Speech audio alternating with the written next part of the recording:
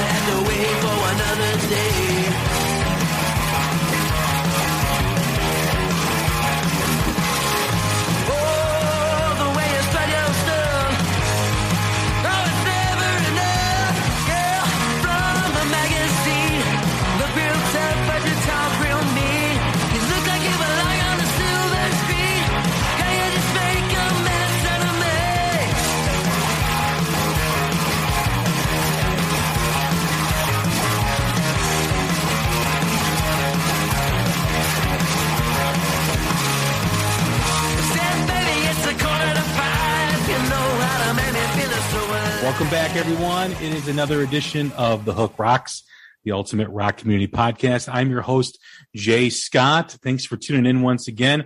Always appreciate everyone listening. Thanks for, giving us a great first part of the year. I mean, we have had some amazing numbers in terms of the growth of the podcast compared to last year. I think we're close to like 45 to 50% growth in terms of our audience. So big thank you to you. Always appreciate you stopping by and listening. Always appreciate the feedback. So if you have a chance, please write us a review and let us know what you think of the interviews, of the topics we talk about, of the new music we always spotlight. We are part of the Pantheon Podcast Network, as I always mention. Please follow them on social media at Pantheon Pods and check out all the great music-related podcasts on their platform. They've got something for everyone. I always name my friends like Tom and Zeus on the Shout Out Loudcast, as well as Martin Popoff, the rock historian, Mistress Carrie, Decibel Geek, Mac from the Ugly American Werewolf in London. He's a Florida transplant now living in London. And don't forget also the Hangin' and Bangin' podcast with Vinny Appice and Carmen Apice with local Chicago promoter Ron Anesti. So check out that great platform. Don't forget to set your app to automatic download so you get all the latest Hook Rocks episodes. We're approaching 400. We'll be here during the summer, our 3-year anniversary, and our 400th episode should probably happen around the same time. So we're looking forward to that. We've had some great episodes recently. We had Joe Satriani on. We just had John Connolly from Seven Dust. We've had, Scott Gorham from Thin Lizzy, Mark Tremonti talking about his new album. Mark Tremonti sings Frank Sinatra, which sounds incredible.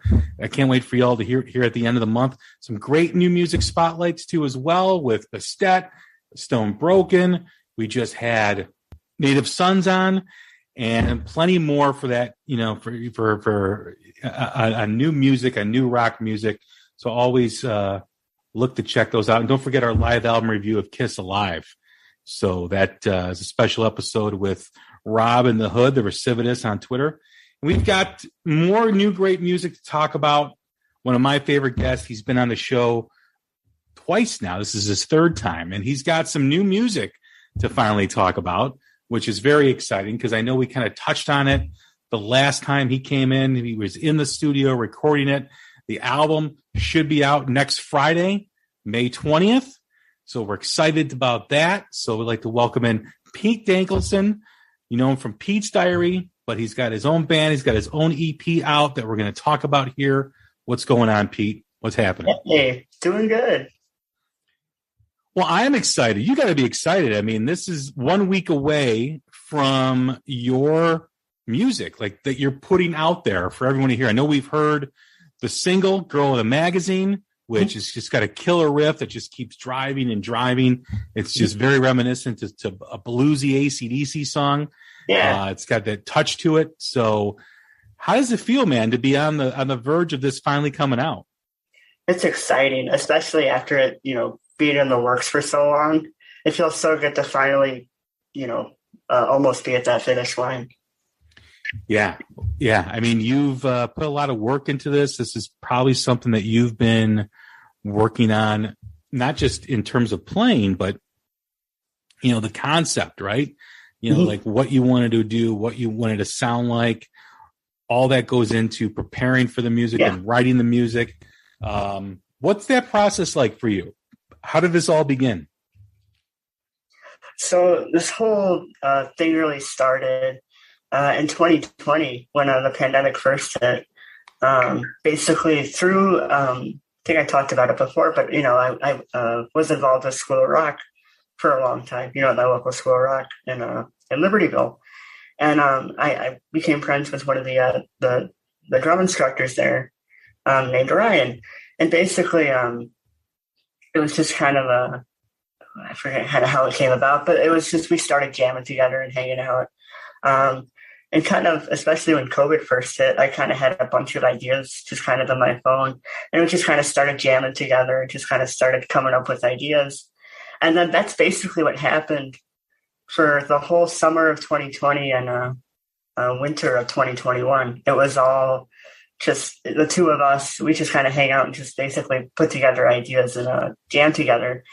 And then in the spring, about a year ago, really, it was the big question between the two of us was, well, who's going to sing? And we got to find a bass player. So, did some looking around, and from School of Rock, a good buddy of mine named Mac, we jammed with him for a little bit, and, he got involved. And the whole summer we were just jamming together, coming up with the set list and writing tunes. And then in the fall, we got in the studio and recorded. So it's been this whole long process. And it feels good to finally get something out there after, being at it for quite a while. Yeah. One of the amazing things about you that, we had a chance to meet at the Dirty Honey Mammoth show. Yep.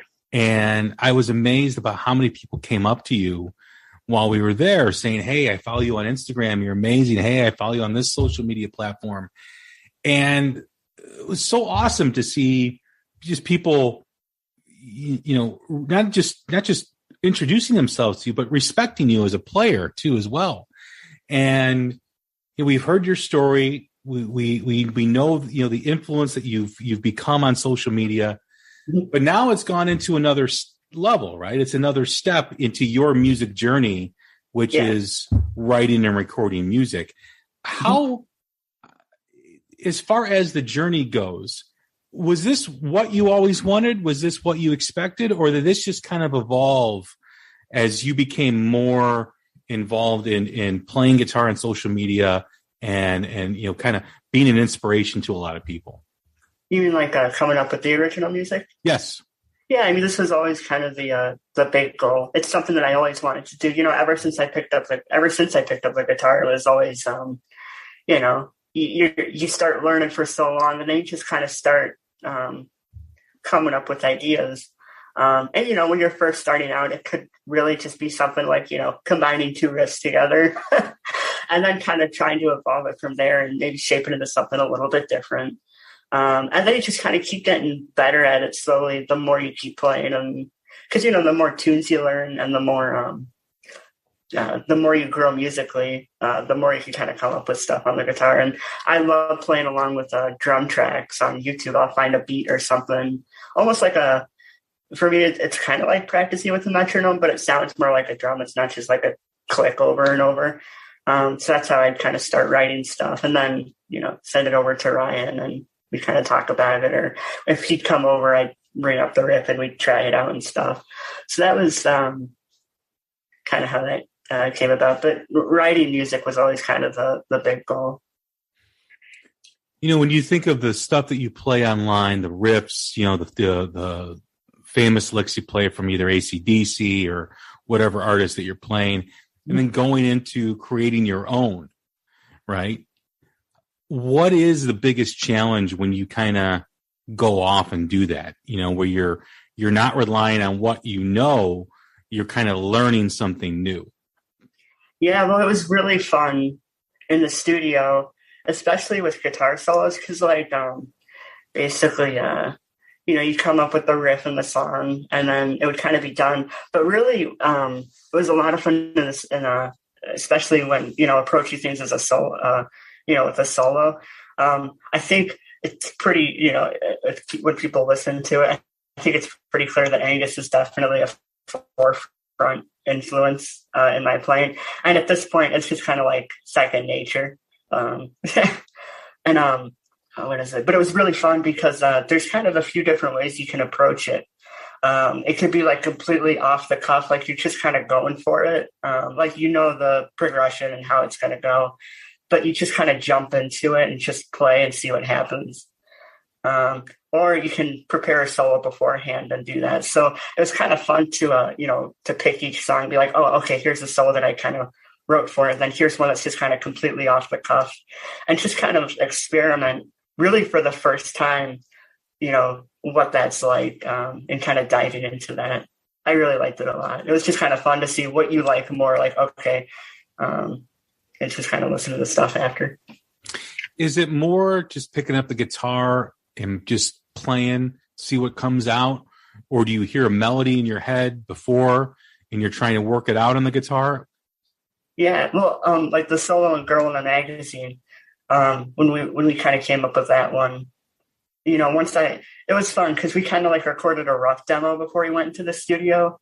And so I had the rhythm, like a rough rhythm track, so I knew what I'd be playing over.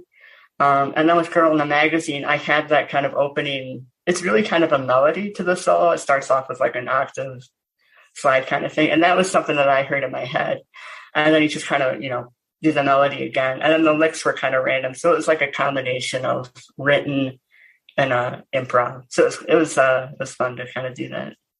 And how do you approach the solos? You kind of touched on it a little bit. I remember reading in an interview with Ace Frehley and how he tries to put a song inside a song with the solo. Yeah. There's when you ever hear Ace play, his solos are unique in that, there's a beginning, middle, and end. There's not just, a guy wailing and then that was it. I mean, if you hear the solo for Shock Me, which is a very underrated solo because it's long and it's got different parts in it. It's like a song within that song. How do you approach that? Is it similar? A little bit. Well, okay, like one of the tunes off the EP is Amputation. It's the last one on there. And that one was just kind of it's really aggressive, fast, in your face. So with that one, it wasn't really more of a story. It was just kind of more of trying to match the vibe of the tune. Like with Amputation, it's kind of aggressive and fast. So the solo is kind of more reflecting on what the feeling of the tune is and kind of going off of that. Trying to think if there is a solo like that.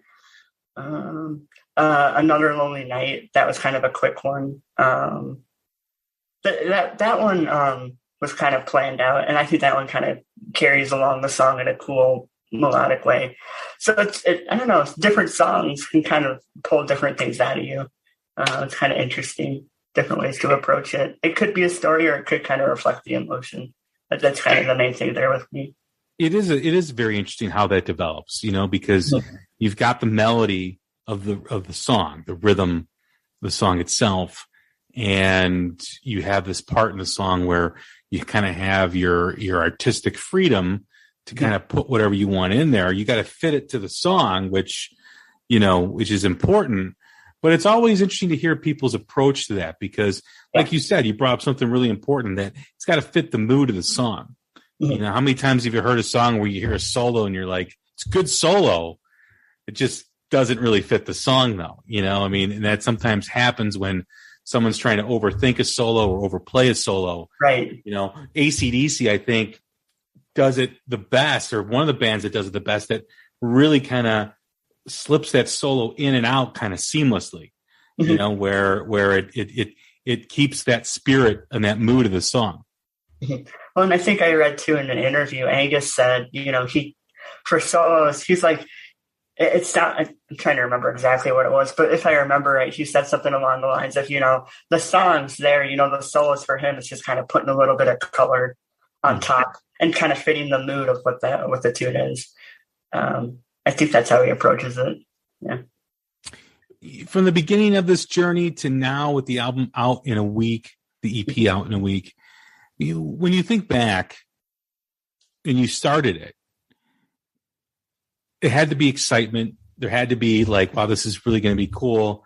There also had to be some unknowns, right? Because you've never done anything like this, So, that has to be a challenge too in itself, that to keep going, even when you're frustrated, even when the song that you hear in your head is not coming out on the guitar, and kind of fixing that and making it work. How did you overcome some of those challenges recording your music for the first time? Yeah, well, that's kind of the most nerve-wracking thing about doing this is it's for all three of us, it's our first time really writing original music and kind of diving into that for the first time. So it's it was really exciting, but it was really intimidating because it's kind of like is this as good as I can do, especially in the studio when you're kind of putting everything down. It's like, okay, is this the best that I could do? Because, it's a little bit of pressure. But to me, I think that was kind of the most nerve-wracking thing, is it's just kind of writing original music for the first time and kind of wondering, if you have what it takes. Yeah. I imagine there's a lot of trial and error too. Imagine there's probably a lot of stuff that didn't make the album that, that maybe needs a little bit more time in the oven. Oh yeah. There's dozens of stuff on my phone. There's demos of us playing in the garage, and it's like, oh yeah, I forgot about, looking at it now after, recording quite a while ago and hearing some tunes, and I'm like, oh, that'd be fun to revisit, or stuff like that. We haven't really dove into that yet. I'm just kind of like, let's just kind of promote the EP and all that. But it's kind of like, I think everybody is itching to start writing again because it's only 5 originals, and and to do a 3-hour set, it's like, okay, we have 20 minutes of original material, and now we have a huge list of covers to do. So I think everybody's kind of wanting to write again. Yeah, you're a creative spirit, right? And you have to keep creating for you to be satisfied as a musician and as an artist. And I've always, so I love asking that question, is how someone stays connected with a song that, I interviewed John Connolly from Seven Dust, and one of the things he said is this album that he did, this project he did with guys from Alter Bridge and from Tremonti, was that album was done 2 years ago. Yeah. And I was like, wow, how do you keep that within you for 2 years? Because as a creative person, you're pretty much on to the next thing, or you're wanting to do the next thing. Right. So that's always interesting, the way how people answer that and how they stay connected to it. I'd like to ask you that question a year from now when you're writing other music. How do you stay connected with that first stuff that you wrote and that you finished?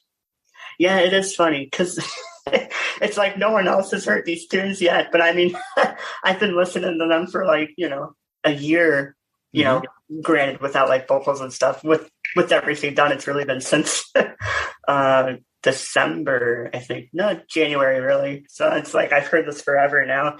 And it's just kind of like, kind of like if I have to hear, this thing one more time. But I'm looking forward to people, hearing it, but it's just kind of funny how you can, I don't know if get tired of it is the right word. But it's like, it's just kind of funny how that can work sometimes. What did Don Henley say? He said to be a musician, you've got to have a high tolerance for repetition. Yeah. Because you play the same songs all the time. Yeah. And you gotta push through them. I was just thinking too, when you said this about having stuff on your phone, I remember George Lynch saying when he was on the show that he wants to release a box set of just like the 30-second licks that he has on his phone, because he's got so much, the material that he just stores on his phone all the time. Yeah. Whether it's him humming a melody, whether it's him just noodling in the studio or whatever. And then I think of Richie Kotzen releasing that 50 for 50 album about all these songs for the last 10 years that were unfinished, that he just made the effort to finish all the stuff that he had been working on, just having all these songs that just were just sitting there waiting to be finished or waiting to be connected to something else. It's interesting how that process works for guitar players, right? Yeah, well, it's really cool too. Time and then completing it. I was scrolling around on my voice memos, just kind of looking for stuff, and I scrolled to the very bottom, all the way back to like 2018. So I'd only been playing for like at that point, like a couple of years. I mean, not that long at all. But I was scrolling down and I was listening to some stuff just to kind of see what was there. And one of the things in September of 2018 was the riff to Amputation. So it's just kind of funny how, you have something that you wrote so long ago, and then it's kind of, brought to life now. And I remember too, just kind of thinking about it, when me and Ryan were jamming, we had this one thing. It didn't make the EP, but it was the first thing that we kind of started messing around with. It was just kind of like, we played this one song over and over, and he's like, "You got anything else?" So, pulled up voice memos and was looking through some stuff. I'm like, "Oh, there's this riff," and it was the main riff to Amputation. I was like, "Okay, let's give it a try," not knowing how it would go at all.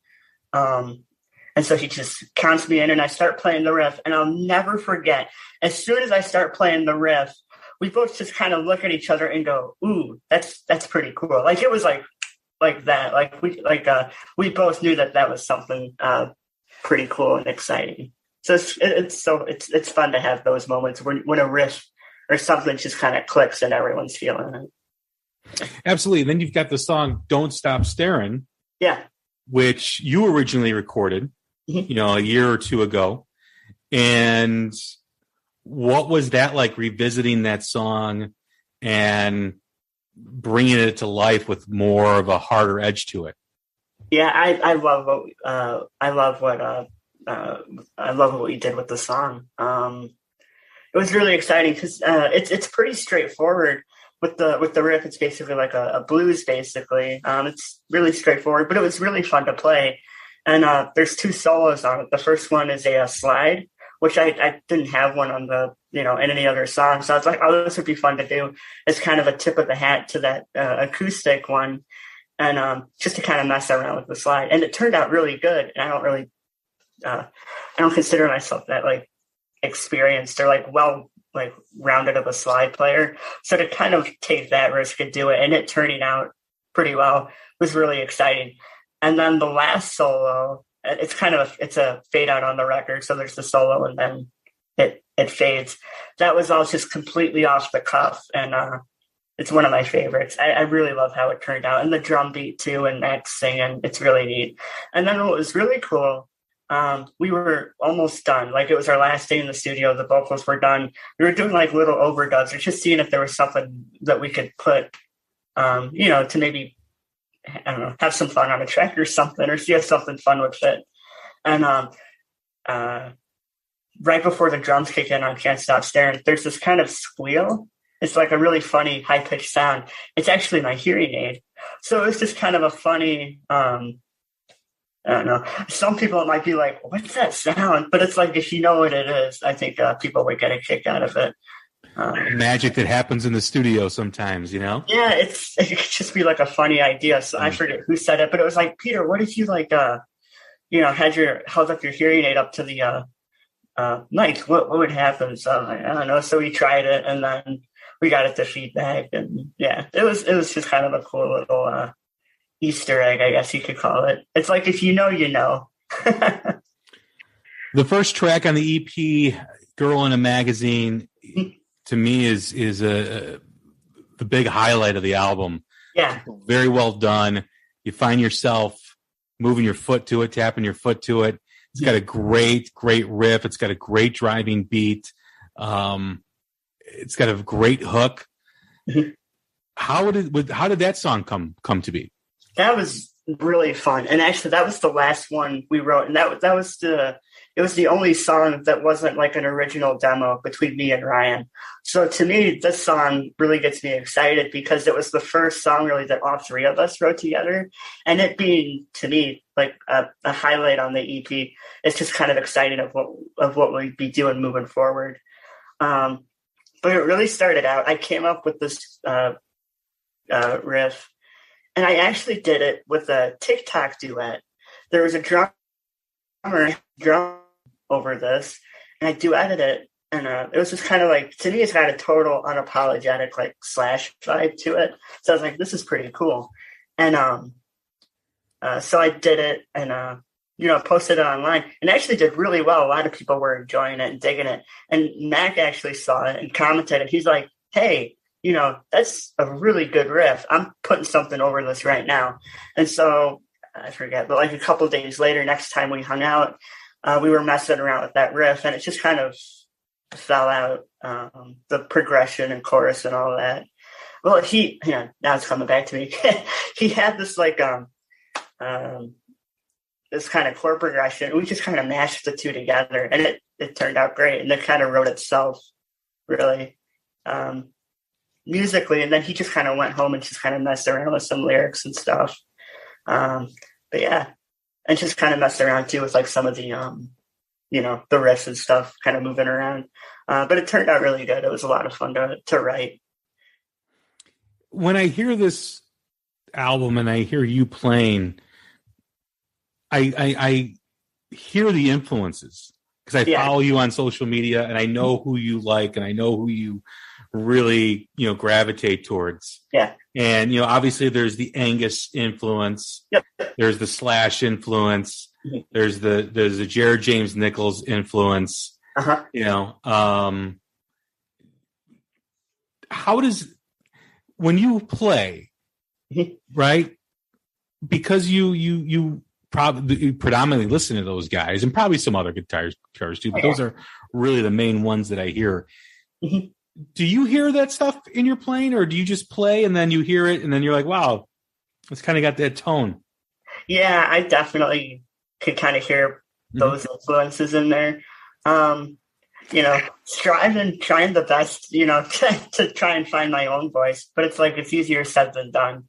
So, I don't think you sound like one particular guitar player, right?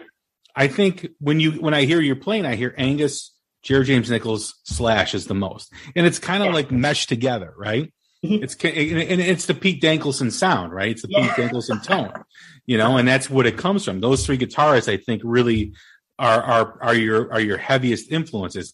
You don't sound, anything, exactly like them. Yeah, but that's what I hear. Mm-hmm.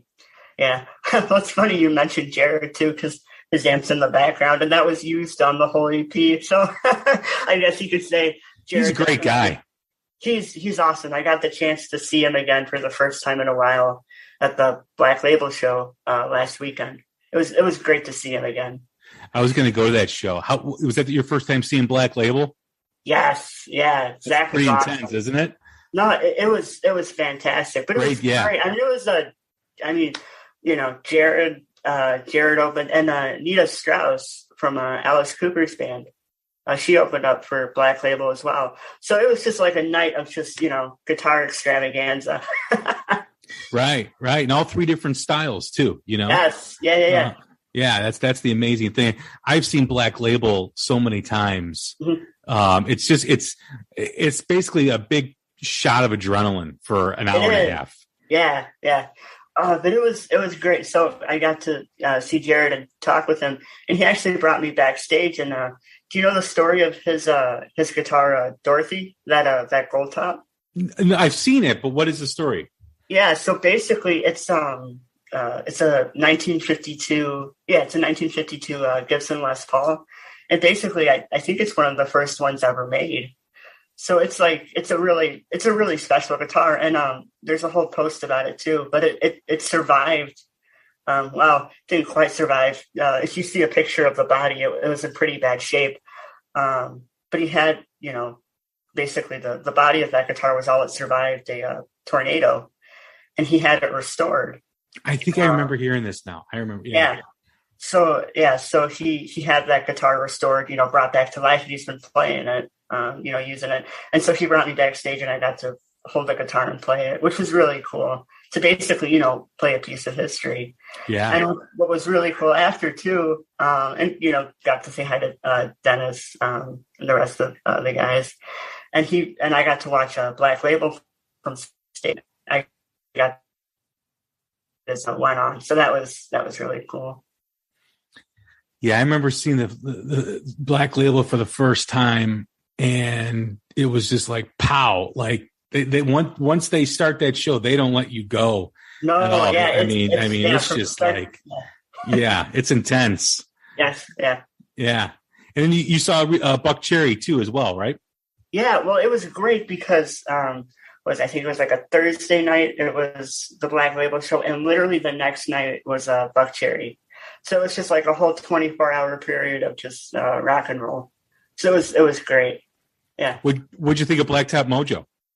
They were awesome. They were really fun to watch. I really liked them. They did I liked the original. It was the first time kind of hearing some of their stuff. They did a great cover of Zeppelin's Whole Lotta Love. Yeah. So it was really they're a great band. I've seen them 3 times. So like a week before you did all that, my son and I, we started off Thursday night seeing The Warning downtown. Yeah. And they were fantastic. And then we saw Buck Cherry at Blacktop Mojo at the Des Plaines Theater, which I grew up in Des Plaines. I had not been to that theater yet, and it's fantastic. And then Saturday night, we did Classless Act, Joyous Wolf, and Dorothy, which was a tremendous show, too, as well. Yeah, that was at House of Blues, wasn't it? House of Blues, Yeah. Yeah, it's nice to be in concert season. And you got a gig coming up, too, next Friday at the House of Blues, which I'm looking forward to seeing. Yeah, and with the House of Blues, we'll be in the restaurant area, and it's basically like an EP. The Crossroads area, yeah. Yeah, so it's like an EP release party. So we'll be playing, the first 20 minutes, will be the EP, and I think we'll repeat it throughout the night as people kind of come through. Like I think we'll play it a few more times, and it's just a bunch of covers. So it'll be fun. We're looking forward to it. I always love the journey each artist takes. It's one of the reasons the idea behind this whole podcast is like, what hooked you on rock and roll, which signifies the beginning of your journey into rock music. We all have that moment.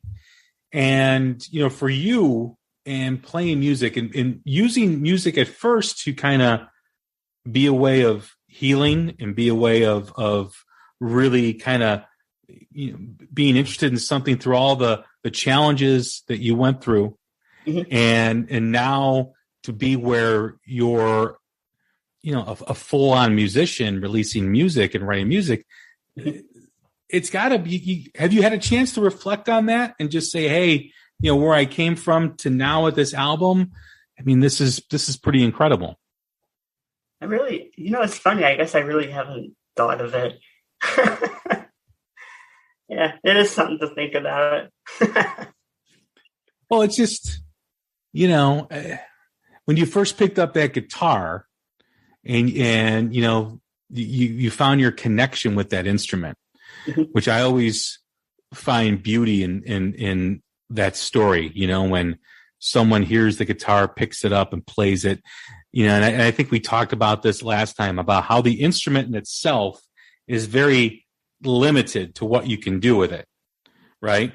And there's only so many chords, there's only, so many ways, but everybody has their own kind of spin, know, and I've used that example where you can put the Rolling Stones in one room and you can put Zeppelin in the other room, and they can listen to the same exact blues guys, which they did, right? They're all influenced by the same guys, and come out and have a completely different interpretation and a completely different sound.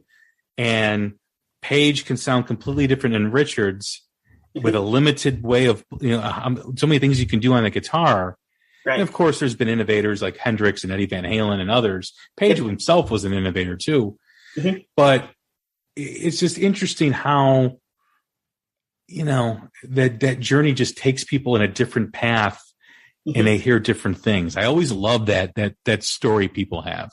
It is interesting because the guitar, the guitar can really be kind of a different vehicle, for what you're trying to do. For me, it could be, just trying to express myself emotionally and kind of the excitement of a good riff and stuff. For someone else, it could be like, a singer-songwriter with an acoustic and the simple chords.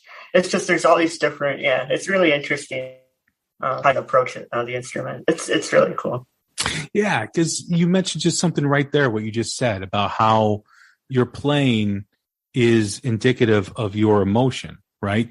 Singers get to sing, and you can hear the emotion in their voice. They have that instrument in their voice that make, that they can feel the emotion. You can feel their mood.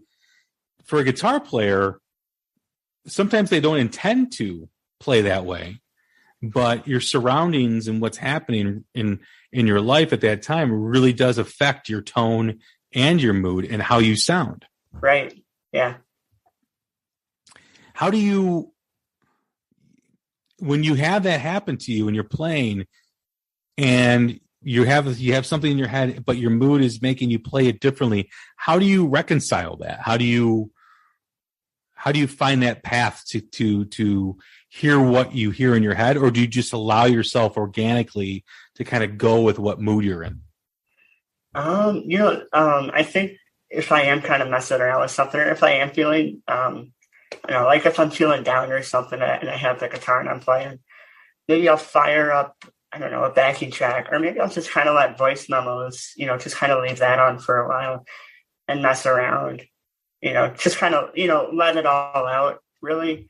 And then maybe later, you listen back and maybe something kind of like a melody might pop out or something, or maybe you play something a certain way that kind of catches your ear, and you're like, well, what if you can take that and, mix it with this? Or you could, if you have something else in voice memos too, which is actually what happened with All Screwed Up, you can have two separate things and combine it together and get like, one piece now.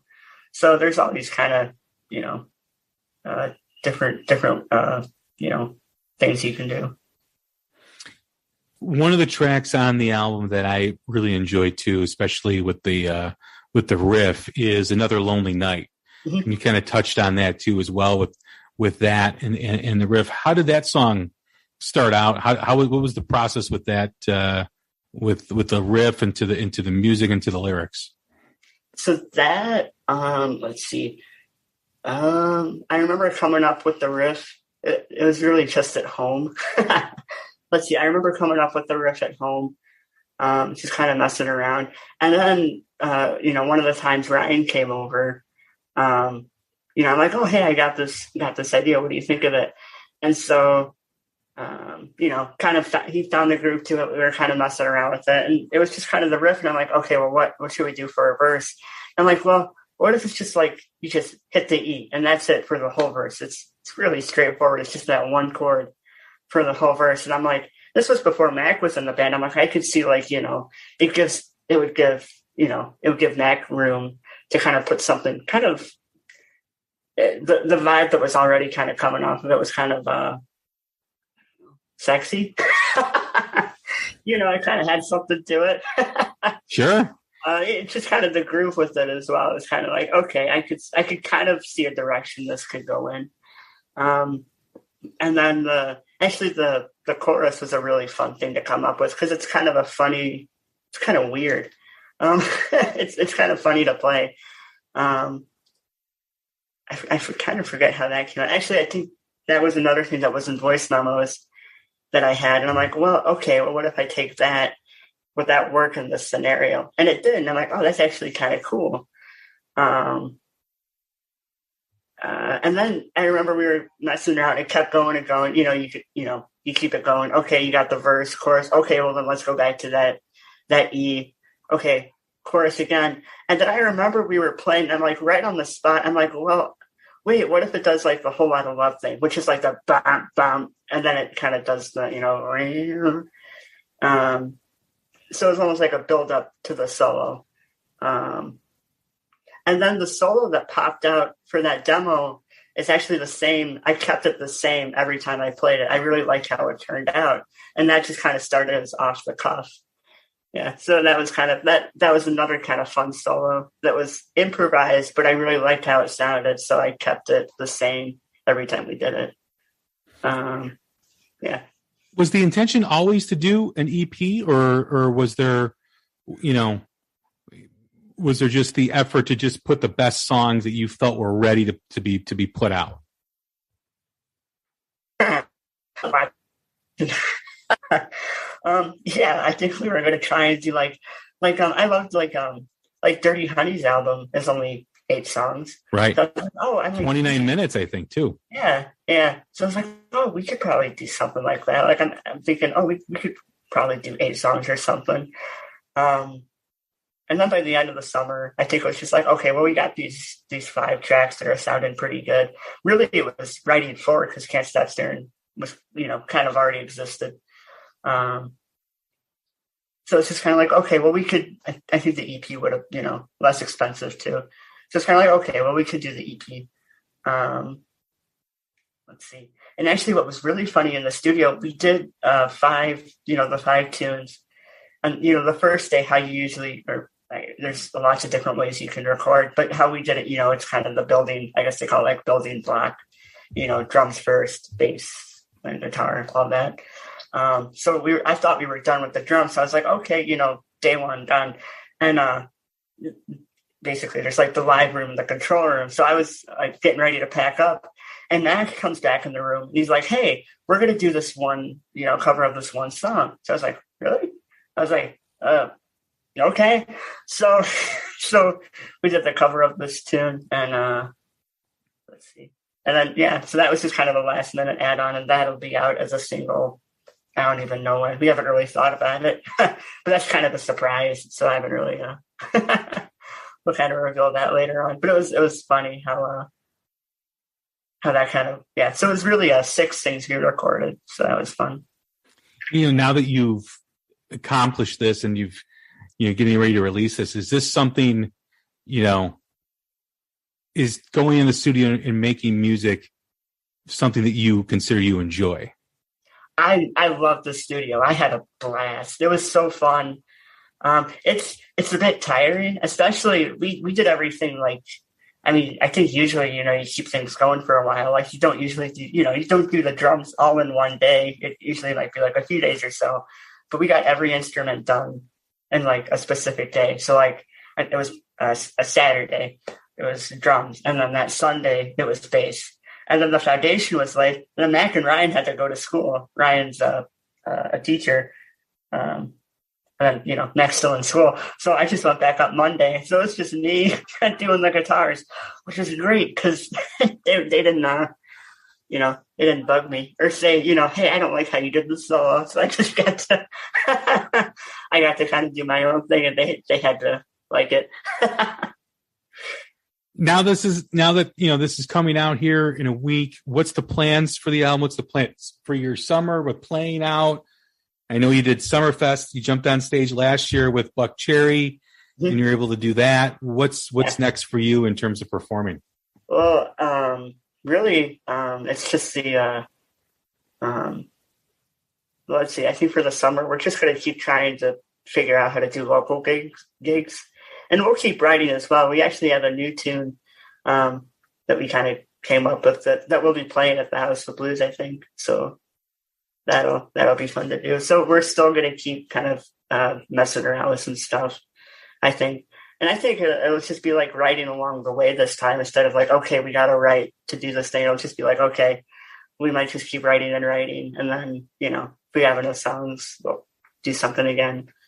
But I don't know. It's so tricky to kind of, you know, figure out how that would go. But for the summer, it's just playing. It's just kind of figuring out how to get more shows. Do you feel with now that you have original music, do you feel different now when you're going to be playing live? You know, like you've got your own stuff for people to hear. Yeah, it's really exciting. And to see that people are liking it and, you know, digging it, it's really cool. Especially, you know, we had a few shows where, you know, we played all the songs live, and the reaction was really positive. So that, you know, that's exciting. And it got me fired up. That's like, okay, you know, maybe you know, because you do have that little bit of doubt, you know, I don't know, doubt, but, you know, nerves, like, okay, I think I talked about it earlier, but, you know, just kind of nerves of, can I do it? Like, how's this going to go? And to see people, like, you know, digging the tunes and seeing that it's pumping them up and making them smile, I'm like, okay, cool. This is really exciting. I got to tell you, you know, when I heard the single, you know, I didn't know what to expect. Mm-hmm. And I loved it. I mean, like I said, it's got a great groove. It's got a great riff. It just, you know, I always like those songs that just like it's like a train just chugging along on the track. Yeah. Yep, you know, I love when I get that vibe from a song.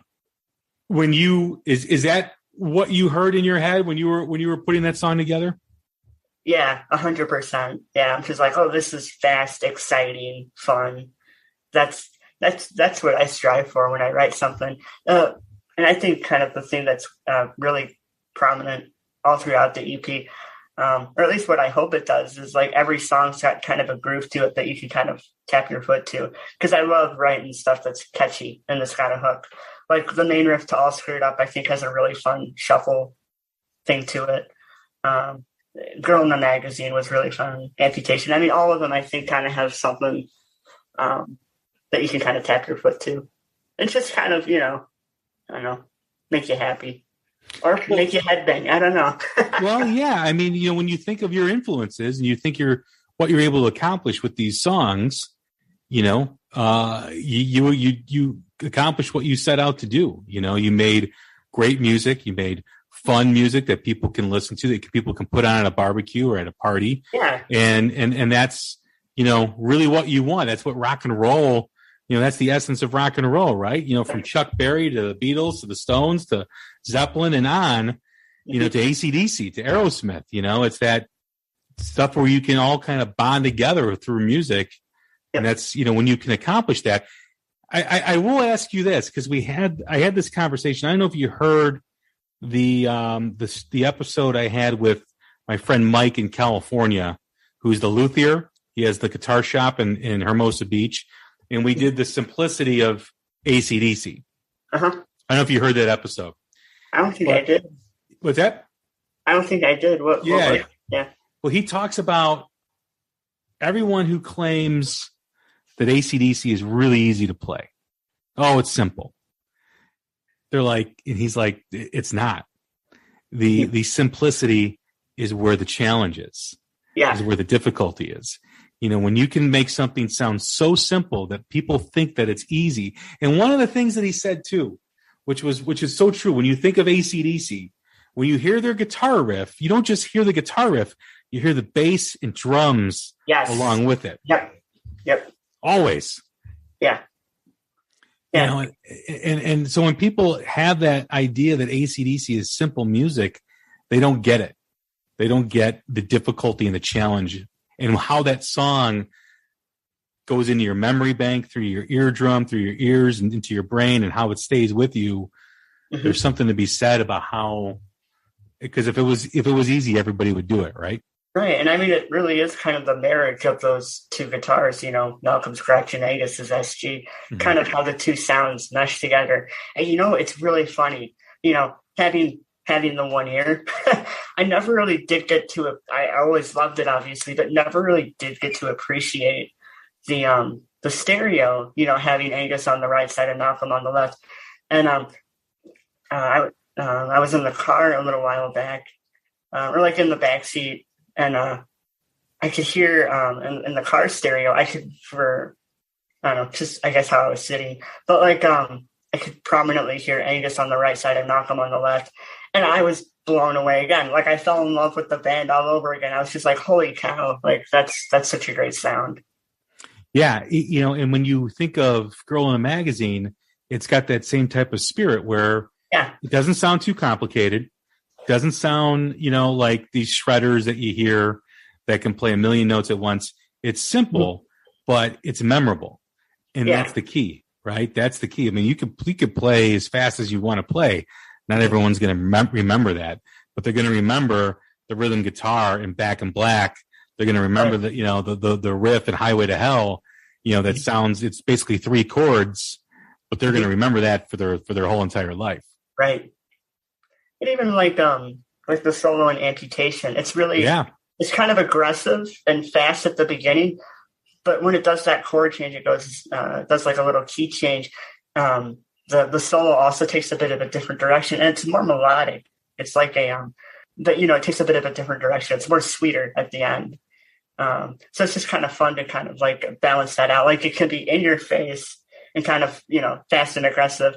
And then it kind of like, you could kind of shift it a little bit at the end and make it sound a little bit sweeter. So it's kind of fun to mess around and see what works best.